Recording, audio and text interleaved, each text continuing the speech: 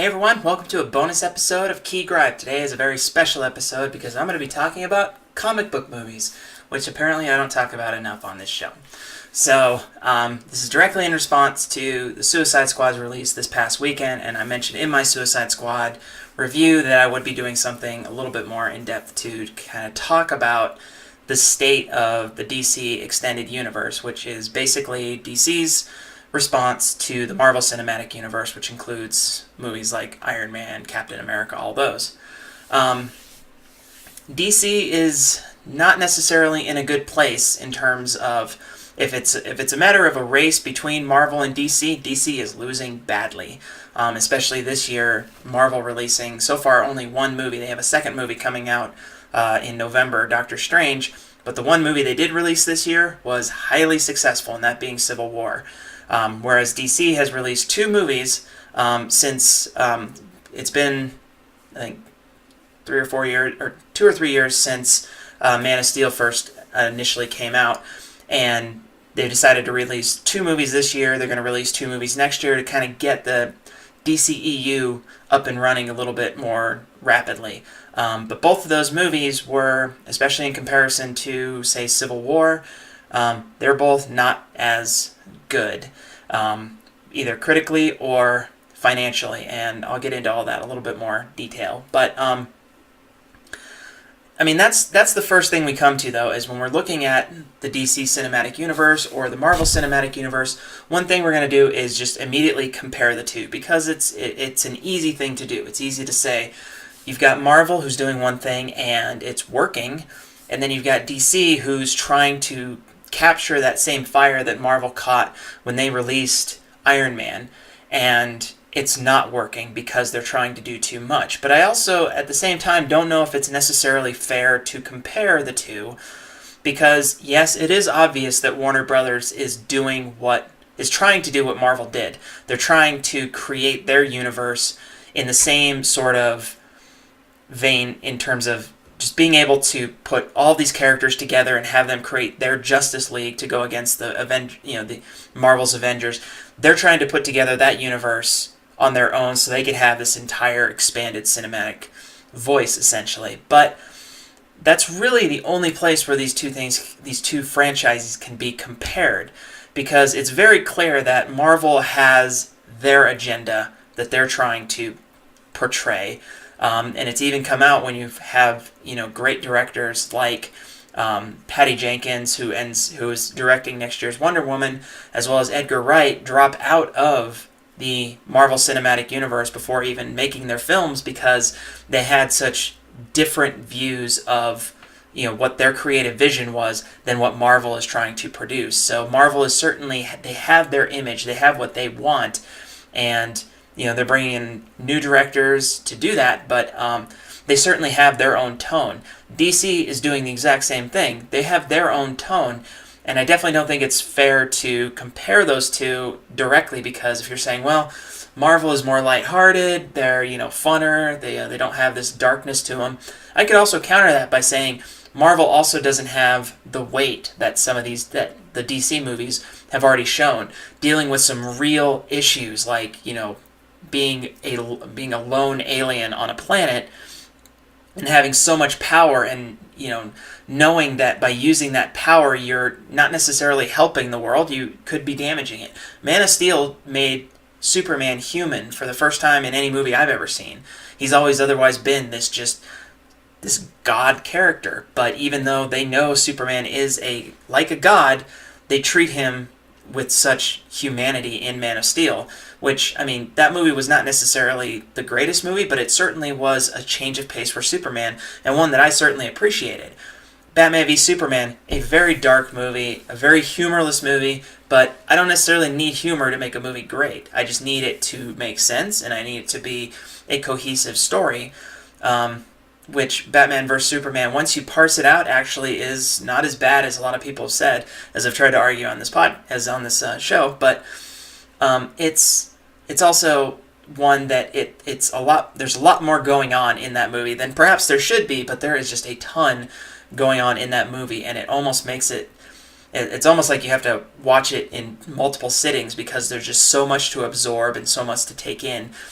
and not just the plot and the story and the characters, but also what they're trying to achieve of taking, Superman's character and showing consequences and showing, like, really digging into some of the morality behind Superman, which I love. I absolutely love that. And then Suicide Squad is kind of, their, ragtag. It's like their Guardians of the Galaxy. If there is a comparison there, it's like their Guardians of the Galaxy, which is supposed to inject a little bit of levity into the series, which has been kind of dark and weighty. Which, again, I don't have a problem with that tone. The issue is, of course, going to be, can you execute that tone consistently and well? And that's the question that we're asking about the DCEU. So I don't want to use that as a comparison to say, well, Marvel is better because the movies are more fun. That's not a good argument. It's good if you strictly are going in it for the entertainment value, but if you're going in, when I watch a movie like Batman v Superman, it poses a lot of questions that movies in the Marvel universe have not posed. Now, to be fair, Marvel has brought some really fascinating and different stories to their universe with Winter Soldier and Civil War specifically, but they haven't gone to the level that Batman v Superman has gone, or even to a degree Man of Steel went further than a lot of the Marvel movies have been willing to do. It's telling when people look at Man of Steel and criticize it so heavily and get so horrified by the fact that he kills Zod at the end, spoiler, and yet they'll watch a movie like The Avengers where they are just killing people left and right, with no abandon. It wasn't until Civil War that somebody finally raised their hand and said, you guys are murdering, like, everybody. So so obviously there might be a darker movie. It might not be as fun and humorful, but they do give their own perspective on things, which you have to appreciate in a sense. Execution might not always be perfect, but they're bringing something different to the table, and I like that. So I don't want to compare the two based on that, or saying that Marvel is better because this, or more successful because of this. They might be more successful because the tones are so different, but that doesn't mean DC is doing it wrong. Because Marvel isn't perfect either. They've had great success with Civil War, with Guardians of the Galaxy, with Ant-Man, with the Avengers movies. All of these movies have been super successful, but we seem to forget a lot of details about the MCU, like Thor: The Dark World, or Thor, or even Captain America: The First Avengers. They're not bad movie. They're really not bad movies, but they're also not perfect. It wasn't until Winter Soldier that I even realized that Marvel could take their universe in a different direction, in a unique direction. As much as I love Joss Whedon, he really just kept he just kind of kept the ball rolling the way it was rolling with Avengers. He just made a big, fun summer movie. But that doesn't mean that he necessarily infused anything great into it. What it meant was that it gave Marvel even more ammunition to build their universe, and where we got movies like Winter Soldier and Civil War that finally have challenged the paradigms of these comic book movies. But those are 2 examples out of 13. So, because I wouldn't say that any other Marvel movie has come close to the level that those 2 have come to in terms of being something new. Iron Man started it, but after that, everything else was pretty much the same, with the exception of Civil War and Winter Soldier. So, Marvel isn't perfect. So, giving DC a lot of crap right off the bat is not necessarily fair either, because Marvel has a lot more data to pull from. They could say, well, we had Iron Man, then we'll forget about the other movies. We had Avengers, and then we'll forget about a couple movies. Winter Soldier, and then we'll forget about a couple movies. Civil War. Having that data gives them the ability to pick and choose more readily, whereas with DC, we only have 3 movies so far. And we'll get more. We'll get 2 more movies next year, but DC still has a lot of catching up to do on their own. So, as much as I like to talk about DC versus Marvel, I don't think that that's the reason why we need to look at the DC Extended Universe and say, is there a problem? So let's actually look at the DCEU as it exists right now. As I said, it's 3 movies.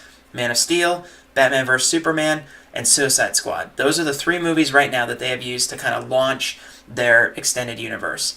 And even though there was a gap between Man of Steel and Batman v Superman, It was very easily filled in with Batman v Superman, and now they're just going to be off and running with movies like Wonder Woman, Aquaman, Justice League, all that. So,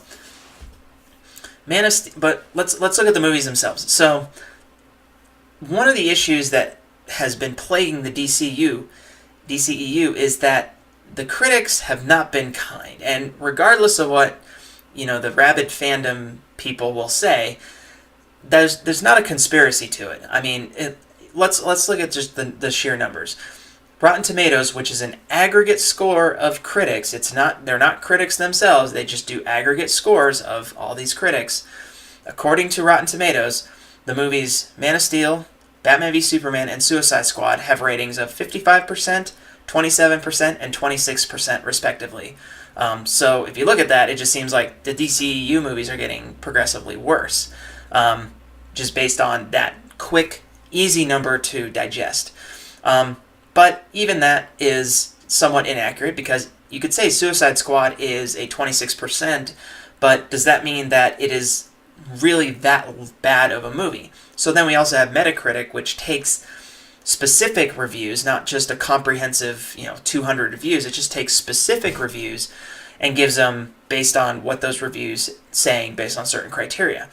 Man of Steel has a 55 Metacritic, so it's almost exactly where it is on the Rotten Tomatoes, which 55 is not terrible. I mean, Metacritic goes green at about 60, so 55 is not terrible. Batman v Superman has 51, so again, not terrible. Suicide Squad is at 41% or 41 on Metacritic. All three of those are yellow, and Metacritic has green, yellow, and red. So yellow means be cautious when you see it, but it doesn't say don't go see it. So right there, you can already tell these movies are all kind of middling movies.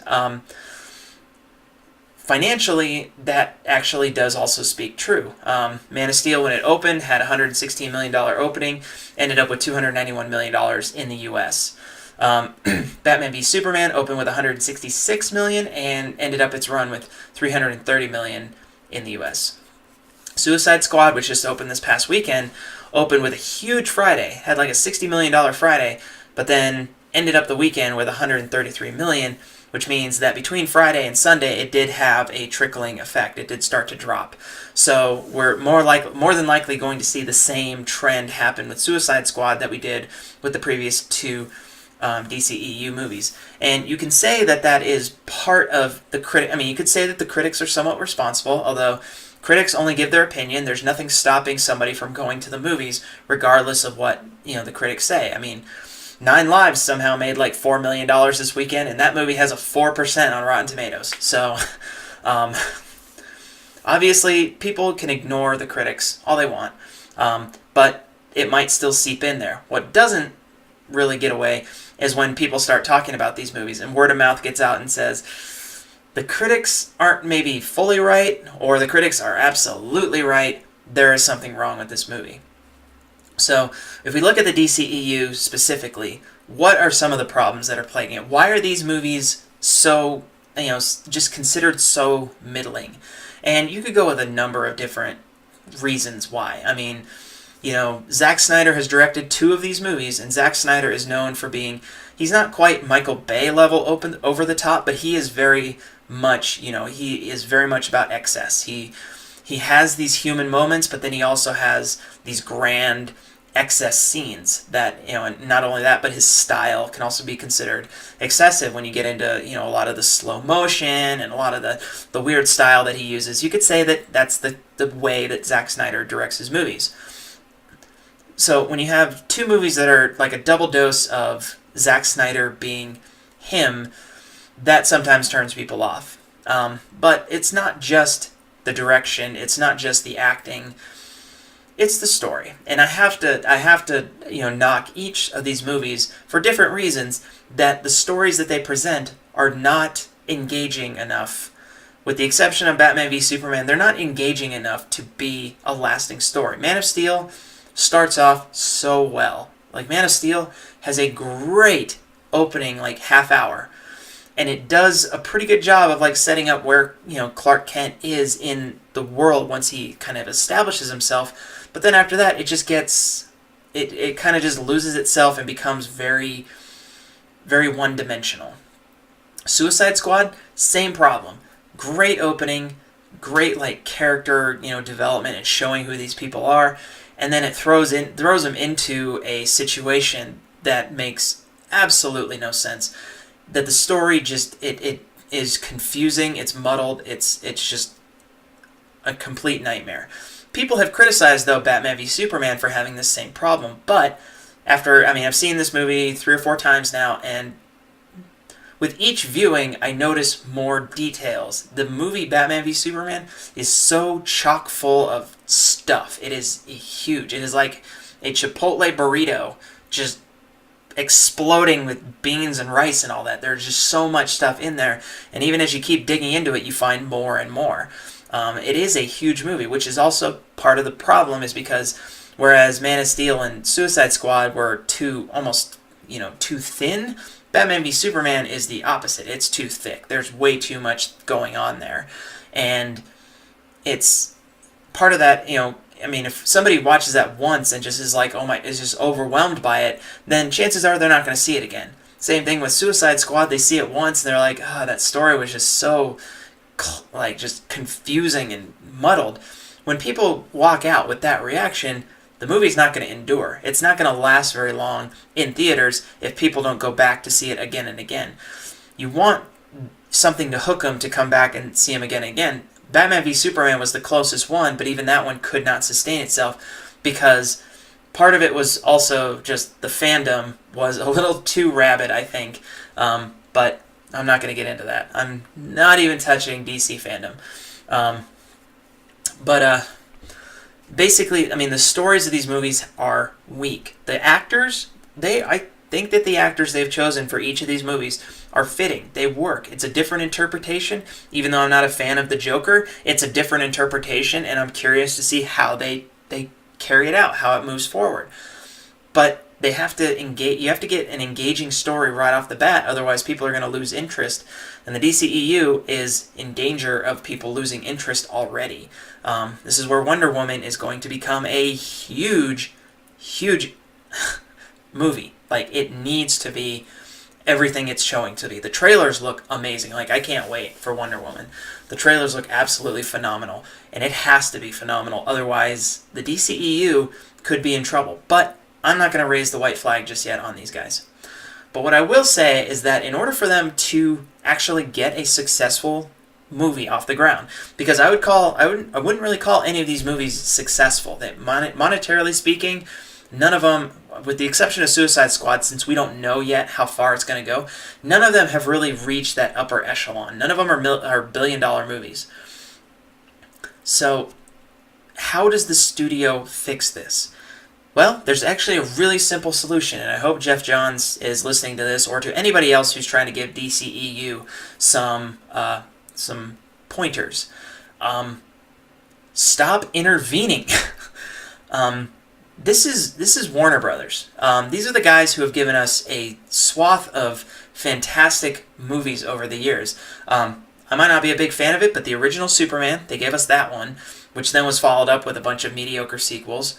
They give us Batman, which, in Tim Burton's original Batman, which was a great movie, followed up by, which I think was a great movie, but was critically and, financially not considered that great. And then 2 Joel Schumacher movies that are very confusing. But then they took a risk and handed the Batman franchise over to Christopher Nolan at the same time that they handed the Superman franchise to Bryan Singer. And whereas Bryan Singer couldn't, capture lightning in a bottle twice with what he had done with X-Men, couldn't do that with Superman, Christopher Nolan did catch something special with Batman, with the Dark Knight trilogy. Batman Begins, The Dark Knight, and The Dark Knight Rises are 3 amazing comic book movies. And part of that's because Warner Brothers did not intervene nearly as much as they did with what they've done with these 3 DCEU movies. They gave Nolan the opportunity to take the story that he wanted, put them together, basically put these things on screen, and let the audiences decide. Batman Begins was not a huge movie by today's standards, but then The Dark Knight was and became a billion-dollar juggernaut because they gave the reins to Nolan, who then turned it into something amazing, new, unique. if they have faith in their directors, then the movies should be able to work out on their own. Whether or not it fits perfectly into this vision, that's something they need to figure out up front, though. If there's a vision that they have, they need to figure that out up front and not force the directors to make decisions that could ultimately tank a movie. Let's look at Batman v Superman, for example. It could very well be that Batman v Superman was a, great movie before they said, well, we need to include all of the Justice League. We need to at least, include them somehow. We need to include Wonder Woman, we need to throw her in there. We need to include, a big, fight at the end. If they had come in and said all that stuff after the fact, once they had this, idea in hand, then, of course, it's going to end up badly. Same with Suicide Squad. As they look at that saying, well, I think there's, too much humor, or it's too gritty, or, one or the other, so let's, instead of going to one extreme, let's go to the other. And when, as a director who's already filmed the movie, then they have to start making cuts, and they could end up cutting a scene that could explain why that story was the way it was. Why are they sending these guys in to fight Enchantress? Why not send Batman? Why not send Superman in to do it? Why are they sending these guys to do this mission? Why not send them to do something that, if they die, that's no big deal. Whereas if they die here, it's Enchantress just destroyed humanity. No big deal. The studio needs to get the hell out of the directors' faces. And I'm hoping that we'll see that change moving forward, but I don't know. I don't know Jeff Johns I don't know how he operates as a producer. He might have a vision that he wants, and after the movies are, after the fact says, no, this doesn't work. We have to try something different. But clearly, the critics, ignore the critics, but the money is speaking for itself. Batman v Superman should have absolutely been a $1 billion movie. It should have been, it should have been right up there with, the Dark Knight, and I'm not going to go as far as Avatar, but it should have been up there with definitely the Avengers. Because we're talking about the first time ever that you have the Trinity on screen, on the big screen. It should have absolutely been a $1 billion movie, but it wasn't. And it's so easy to point the fingers at different people. But I think that ultimately it comes down to the studio making some very bad decisions that ended up costing it. They shot themselves in the foot. And it makes me a little bit worried about their future movies, because I think the DCEU has a promising future. But then again, I could have said that about Batman v Superman and Suicide Squad. I could have said both of those look absolutely promising. They have all the elements that they need, and yet the execution was not what it should have been. Even Batman v Superman. When I watched the Ultimate Edition, they added some stuff that did make sense, that did help, make the story a little bit more cohesive, gave some more characterization, stuff like that. But they also tried to add to a couple scenes to try to make those make more sense, only to make it make less sense. So it's again, the studio needs to give their directors a little bit more freedom. And maybe that's the solution for the next one, is give the directors a little bit more freedom. Now, because, look at who we have coming up. We've got Patty Jenkins doing Wonder Woman. That should be, pretty exciting. We have a Ben Affleck solo Batman movie coming up. Don't know when that is, but Ben Affleck is a guy who should have won an Oscar by now for directing, but has not, is still a fantastic director. He's going to do a Batman movie. We've got the Justice League movie, which, is going to bring in characters like Aquaman and the Flash, which, it's still Zack Snyder, but, they might have learned their lesson from Batman v Superman. I don't know. They have a promising future. So the question is ultimately going to be, are they going to figure this out by then? Because if they don't figure this out by Wonder Woman, by the next movie that comes out, the DCEU could tank. And I don't want to make this a comparison to Marvel, but they could very well just completely fall apart in the face of Marvel, which has a juggernaut of a movie coming in 2018 with Infinity War.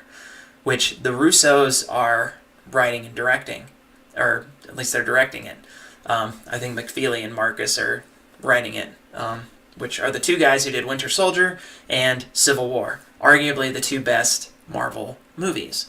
So if they don't figure this out, if they don't get their grubby hands off of it to try to think this is what will work, instead of listening to the fans and listening to what the people are saying did work and what didn't work, then we are going to have that problem. We're going to see the DCEU just like that helicopter in Suicide Squad. Just the Joker lived. Spoiler. Anyhow. So basically, that's kind of my view on where the DCEU is right now, where they are as an organization moving forward. I don't want to, again, base the comparison on Marvel's success, because Marvel's success has been happening since 2008. They started something special, and no one is ever going to be able to replicate that exactly. There might be other ways that people can do it, but the way that they did it, no one's going to be able to match that. Unfortunately, it was too perfect, and those of us who remember seeing Iron Man in theaters and watching that end credit scene with Nick Fury, just going, oh my God, they are actually going to do this. It blew my mind at the time because I didn't think it was possible. Now we know it's possible, and others are trying to jump on that bandwagon. The question is, can they do it in a way without going the exact same route? Obviously, the DCEU is trying, but maybe they're trying too hard, and maybe the studio is too worried about falling far behind Marvel instead of just saying, this is the vision we want, this is the story we want to tell, and start telling that, so that when we get to that point where the Justice League is fighting Darkseid, and you got everybody, you've got Batman, you got Superman, Wonder Woman, Green Lantern, Cyborg, the other guys. When you have the whole group together fighting Darkseid, that's going to be an amazing movie, but they have to give themselves the patience to get there. They just do. They have to give themselves that patience, and I don't know if the studio has that patience, because they already feel like they're too far behind. When Marvel was building their universe, they were still doing Nolan's Dark Knight movies, and those were not going to become a extended universe. They just weren't.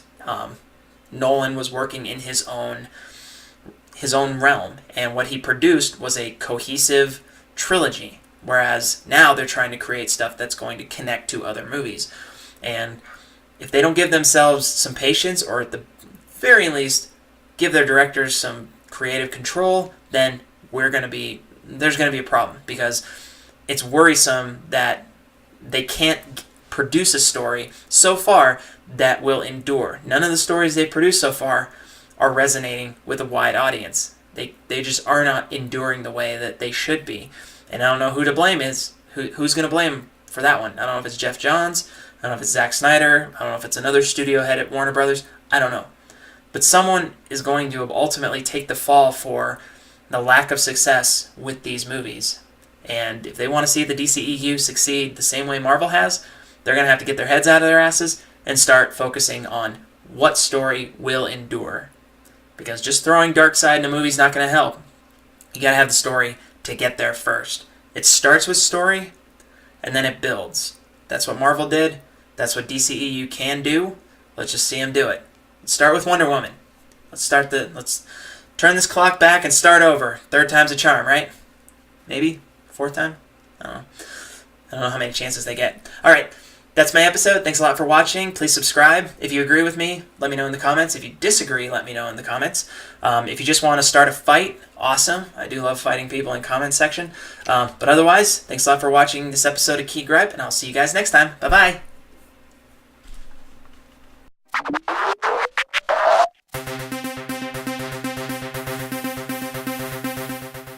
Hey everyone, thanks for watching this video. Be sure to keep up on all of my YouTube videos by clicking subscribe, and if you're already a subscriber, thank you, and you rock. Also visit my homepage at dkessner.com, where you can find out about all my various other projects, including my written works. How about that?